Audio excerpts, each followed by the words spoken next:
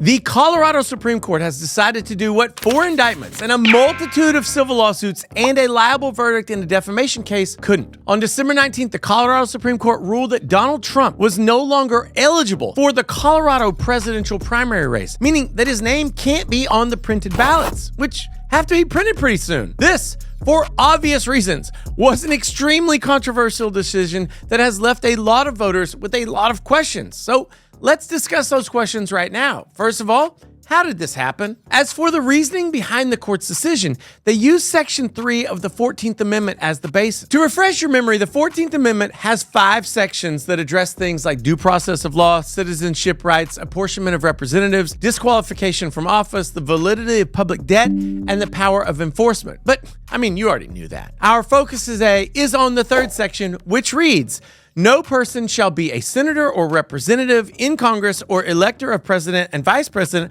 or hold any office, civil or military, under the United States or under any state who, having previously taken an oath as a member of Congress or as an officer of the United States or as a member of any state legislature or as an executive or judicial officer of any state, to support the Constitution of the United States, shall have engaged in insurrection or rebellion against the same or given aid or comfort to the enemies thereof. But Congress may, by a vote of 2/3 of each house, remove such disability." This amendment was one of the few that was passed right after the Civil War. And the purpose of Section 3 was designed to keep out of government not everyone who fought for the South, but only those people who had already been in government prior to the war and then fought for the South. But why Trump? We know the basis for the court's decision, but why are they using the 14th Amendment against Trump? This all began when 6 Colorado electors filed a petition to get Donald Trump kicked off the ballot under the 14th Amendment because they believed that he participated in an act of insurrection that took place on,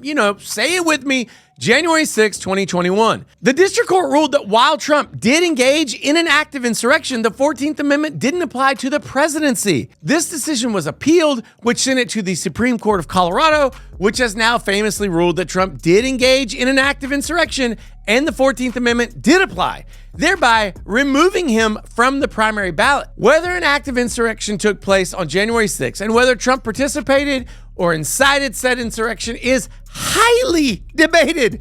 And that's a topic we're not going to settle in this little YouTube video. Because at the end of the day, the decision now lies with the Supreme Court of the United States, which leads us to the next question that we have to answer. What happens next? Trump and his team have already vowed to appeal the Colorado Supreme Court's decision, which means that this case is headed up to the Supreme Court of the United States. The Colorado court issued a stay when they issued the ruling, meaning that they gave Trump the opportunity to lodge an appeal before their ruling goes into effect. Now, some people might wonder, would the U.S. Supreme Court even take up a state court case like this?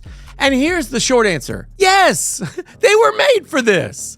It's easy to forget that way back in the day, a lot of the action that came before the U.S. Supreme Court were cases from the highest courts in each state, because more recently, the federal court system has become the vehicle for many hot-button social issues to get on the nation's top docket, including death row cases, abortion rights, voting rights, etc. The Colorado Supreme Court said that they didn't reach their conclusion lightly, and I suppose that's fair. But critics say that all the justices on that court were appointed by a Democratic governor, and even then, only 4 out of the 7 ruled the way that they did. Unsurprisingly, some of the justices who ruled against Trump report that they are now receiving death threats. And we don't need that, regardless of which side you're on. Judges are supposed to decide cases without fear or favor, and so in a vacuum, it shouldn't matter which party the person who nominated or appointed the judge belongs to. But if whoever appointed the judge is the deciding factor, then Trump has this upcoming appeal in the bag, because 6 of the 9 justices were appointed by Republicans. But,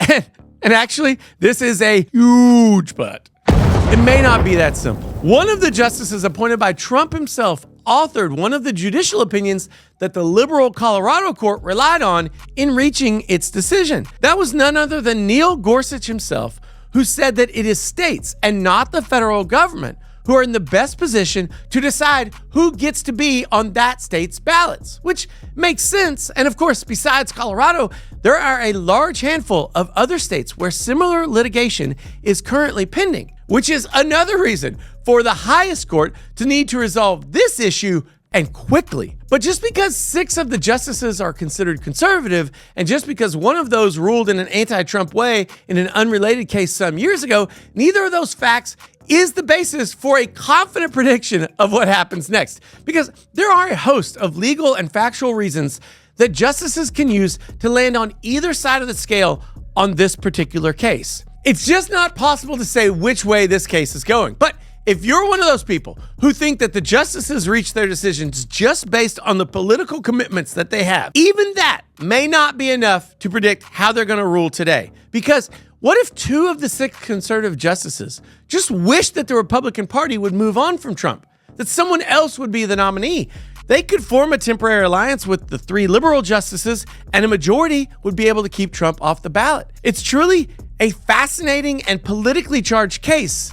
And the stakes? Well, the stakes are pretty darn high. And even if the court rules against Trump, the 14th Amendment provides that a supermajority, meaning 2/3 of Congress, can override that ruling and keep Trump on the ballot. The Speaker of the House could call for a vote. As I mentioned, the Supreme Court of Colorado has stayed their ruling until January 4th. And while Congress is in recess right now, it wouldn't surprise me at all if Speaker of the House Mike Johnson will call for a vote to rule in Trump's favor prior to SCOTUS reaching its ruling. Of course, that vote would be a total waste of time because no Democrats are going to join that vote and vote yes, so there's no way they're going to reach a supermajority, but it would be a great public loyalty test. And it seems we have time for one final question. Can Donald Trump still be president? I mean, if Colorado's decision is not overturned, and if no other states follow suit, Trump would still have a chance at winning a nationwide election. Colorado already tends to be a Democratic-leaning state that would likely not have voted in Trump's favor regardless of this case. He could win the U.S. without Colorado. The biggest threat, should SCOTUS choose not to act or ultimately rule against Trump, is for the other similar lawsuits that are pending in other competitive states to go against Trump. And so he really needs to fight this fight right now and win it, or things could get out of hand quickly. So with only a few weeks until SCOTUS can act to reverse Colorado's decision, what do you think that their decision should be? Drop your pro se opinion down below. Do you believe that Colorado's decision should stand? I want to know what you think. I've covered Trump's numerous legal battles before, so go check those videos out on my channel. And don't forget to hit that beautiful button that says appointment of super majority, remaining. This is the only mistake I'm going to make today.